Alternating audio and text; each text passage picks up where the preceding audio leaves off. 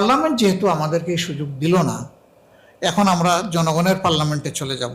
এই গণভোটের রায় না মানার মধ্য দিয়ে জাতীয় জীবনে রাজনীতিতে সংকট তৈরি হলো। এখন আপনি বলতেছেন যে বিপ্লবের প্রেক্ষাপটটা কি? প্রেক্ষাপট গণভোট গুম হয়ে গেছে, প্রেক্ষাপট স্বাধীন বিচার বিভাগের উপরে হাত দেওয়া হয়েছে, ওই সেক্রেটারিয়েট ওপেন হওয়ার পরে এটা এখন বন্ধ হয়ে গেছে, প্রেক্ষাপট মানবাধিকার কমিশন যেটা ছিল এটাও শেষ হয়ে গেছে, গুম কমিশন গুম হয়ে গেছে, এরপরে দুদক যেটাকে আমরা বলেছি একটা সিস্টেমের আওতায় আনতে হবে এটাও শেষ হয়ে গেছে।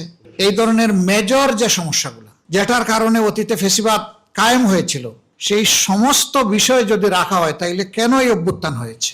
এই জন্যে প্রয়োজন হবে একটা বিপ্লবের। এই বিপ্লবে বিএনপিও সঙ্গী হইলে আমরা বলবো ওয়েলকাম, নো প্রবলেম।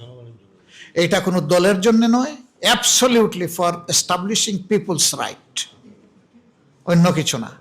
সংবিধান অনুযায়ী নির্বাচন হয়ে যাওয়ার পর সংখ্যাগরিষ্ঠ দলের নেতার পক্ষ থেকে লিখিত অনুরোধ যাবে রাষ্ট্রপতির কাছে অধিবেশন আহ্বান করার জন্য। একই অর্ডিন্যান্সে নির্দেশনায় ছিল যে পদ্ধতিতে সংসদ অধিবেশন আহ্বান করা হবে, একই পদ্ধতিতে সংস্কার পরিষদের প্রথম অধিবেশনটা আহ্বান করা হবে। সংস্কার পরিষদের সদস্য হিসাবে নির্বাচিত সংসদ সদস্যরা দায়িত্ব পালন করবে। 180 দিনের মধ্যে সংস্কার কর্ম সম্পন্ন করে এই পরিষদ বিলুপ্ত ঘোষণা করবেন এবং তখন থেকে জাতীয় সংসদ সদস্য হিসাবে তারা দায়িত্ব পালন করবেন। হলো না। শতকরা 70% মানুষ, প্রায় 68.6% মানুষ সংস্কারের পক্ষে হা ভোট দিল।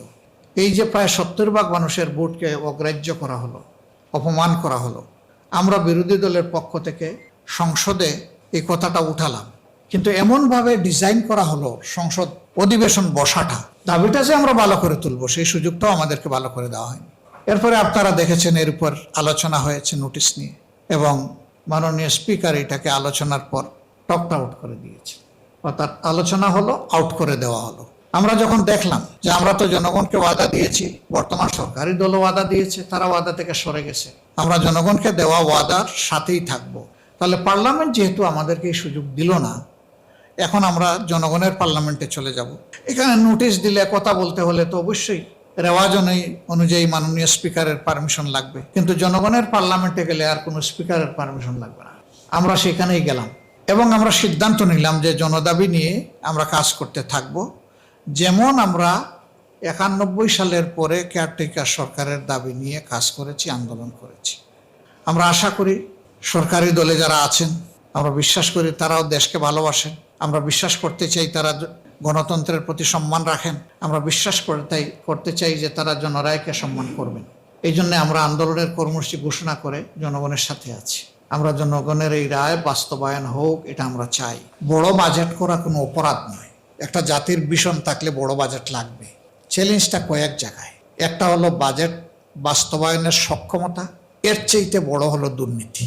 এই দুই জায়গায় যদি বড় সংস্কার আনা না যায়, বাজেট হবে কিন্তু বাজেটের প্রকৃত সুফল জনগণ পাবে না।